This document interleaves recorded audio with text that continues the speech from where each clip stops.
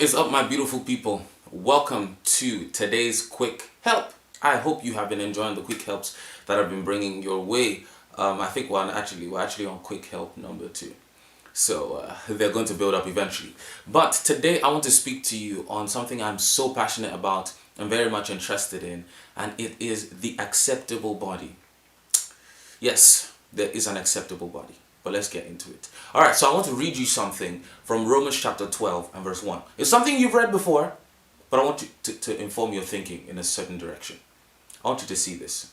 Romans 12 verse 1 says, I beseech you therefore, brethren, by the mercies of God. Now, it means that whatever Paul is about to say now is very important.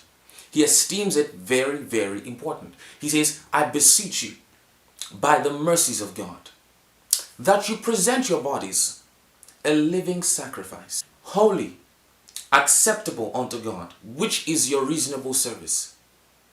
He's beseeching us by the mercies of God that we present our bodies at a certain standard. Hold on. You know, one of the things I really want to establish with this channel, and part of why I created it, was to establish a complete Christian. I find that there are certain imbalances. We're good at some parts and forget the others. Do you think they are irrelevant? But God is interested in totality. Jesus wasn't just a good savior or Messiah. He was a good person. As a person, he related well with people. He ensured the righteousness of God exuded from everything he did. The glory of God was seen in everything he did.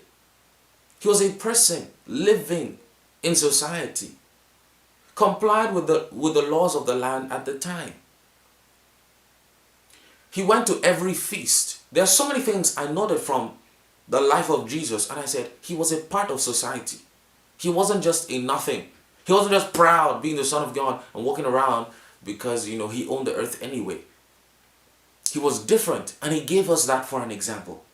And now Paul is writing to us. He says, I beseech you by the mercies of God that you present your bodies a living sacrifice, holy, acceptable unto God. Now, a lot of people get the holiness part because it's about consecration, meaning dedicating it totally to God, right? Remaining pure and keeping it pure for God. But acceptable unto God, some people forget that part, okay? But it all streams from this thing called the sacrifice. It's a living sacrifice because you are living. It's not one that's going to be killed, right? Jesus was our one sacrifice for sins, hallelujah. So it's not one that's going to be killed, yet God says it's a sacrifice to him. Now, it calls to then looking at how God described the sacrifices that should be brought to him. Okay? So I want to read you a few scriptures that talk about God's requirement for a sacrifice. When I talk about the acceptable body, I mean, are you in a state that's acceptable to God? Hold on. I want to read you a few scriptures. Okay? And the first one I want to read to you is from Leviticus. Leviticus is a book that talks a lot about the sacrifices. I want to read you from Leviticus chapter 22 from verse 19. Leviticus 22 from verse 19. God is talking and he says, you shall offer at your own will a male without blemish of the beeves, of the sheep, or of the goats. But whatsoever hath a blemish, that shall ye not offer, for it shall not be acceptable for you. I need you to see this because this is how we understand it. He says, whatever you offer as a sacrifice that has blemish and infirmity, he says, that shall ye not offer, for it shall not be acceptable for you. And I want you to think what this means for your body. Hold on. I want to take you through this gradually, so stay tuned through the video. Now, the next one, Deuteronomy chapter 15 and verse 21. He says, and if there be any blemish therein, as if it be lame or blind, or have any ill blemish, thou shalt not sacrifice it unto the Lord thy God. You see, your body is a sacrifice. And then he says, if it's lame or blind or have any ill blemish, you shall not sacrifice it. He says it's not acceptable. It's one of the reasons we know that God doesn't want our bodies in sickness. And he's not the bringer of diseases. It's important that you understand that. Because if he's expecting your body to be living, full of life, and a sacrifice, he doesn't want you lame, doesn't want you blind, doesn't want you ill, doesn't want anything wrong with you. So if you're in need of healing, better know that God is not the reason you are not healed yet.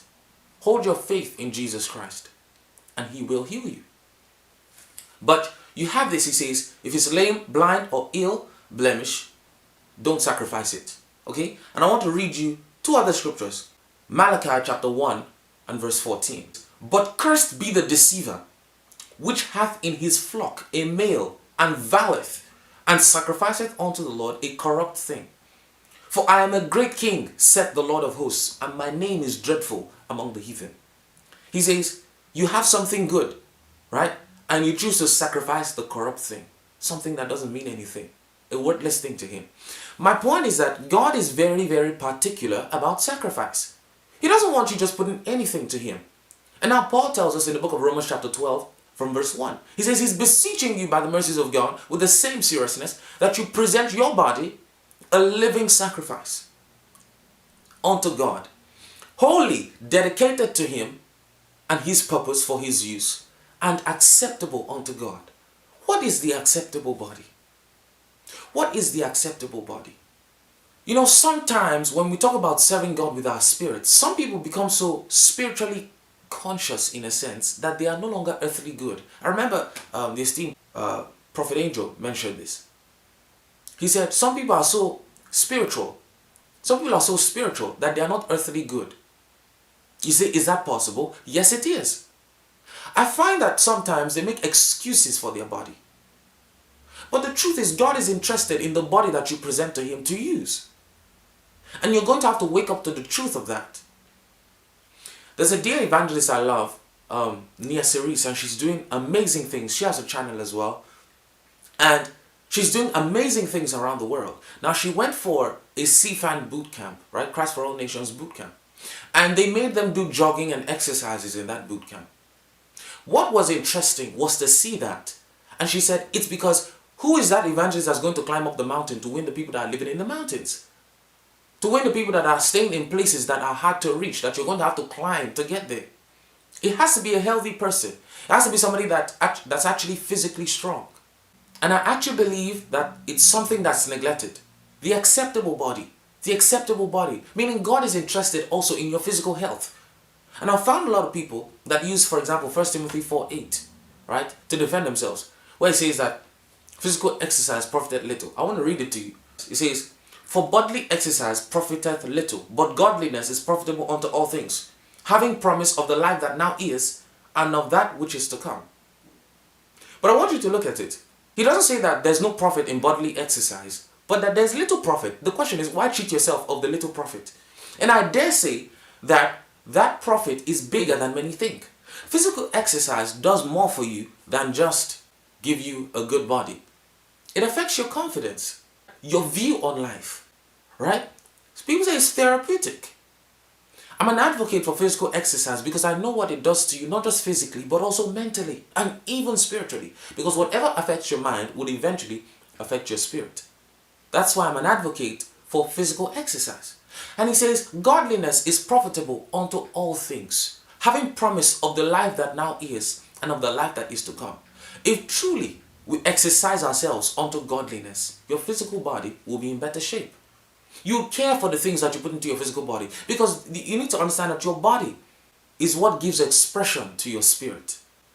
You could have so many great things within you, but if your body is not fit enough to carry that out, fit enough to express those realities, you're going to have a problem. You're going to have a problem. What's my point? The acceptable body is that body that God can work effectively through. He can work effectively through. So the question is, the you that you are right now, the body that you've grown right now, that you've managed to keep right now, is it one that God can work effectively through? Is God able to work effectively through you? Some people don't know how I actually came to this revelation. I've been going through a streak of late nights, right? And, early mornings, and I was just having, whether you call it crazy work ethic and whatnot. So this morning, I get up and I'm about to pray. And as I shut myself and I was trying to get, into praying, the Lord spoke to me and said, you cannot present to me a beat up body and expect me to work effectively with you. Said it's not going to work. You can't present to me a beat up body and expect me to work effectively through you. A beat up body and a beat up mind. Why? Because you're causing yourself mental fatigue with the way your sleep schedule is, flying around the place and all sorts of things. But the thing is, that's what some of us do. Some people think it's spiritual that you can starve. Because as far as I'm concerned, it's not fasting. Fasting is abstinence for the purpose of prayer. And they fail to understand what fasting is. So they pride in their starvation. But the question is that fast acceptable to God? Because there is a fast that is acceptable unto God. And if you want to see into that as well, drop it in the comments, because I aim to speak on these things. But my point is, are you presenting to God a body that's acceptable for His use? A mind that's acceptable for His use? It's important to Him. He doesn't want you being fatigued mentally, and to be upset where you're abusing your body, but you don't realize that that's what you're doing. Okay? And then, if you're not in your best shape, definitely do. Pick up a gym membership. Do something. Because it's going to affect you beyond just the physical outlook. Right?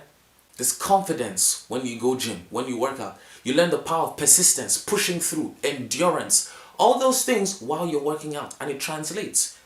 If you're able to push yourself past with your physical body, when your body feels like quitting, you would also be able to press in deeper when you're praying.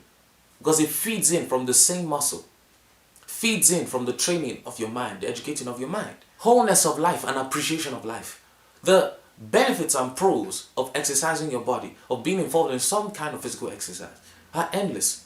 So what's my encouragement to you today? It's not just go gym, but also realize it's something God is interested in. Maybe not spelled out like gym, but an acceptable body, one He's able to really work His divinity through, because you're in your best shape. So look at yourself now. Ask yourself, am I presenting to God one that He can easily work through? If not, then go fix the situation. And then I thought to myself, what better time than to plug this right here? Yes, we've been talking about health, wealth. We've been talking about your body. We've been talking about staying in shape, all that good stuff.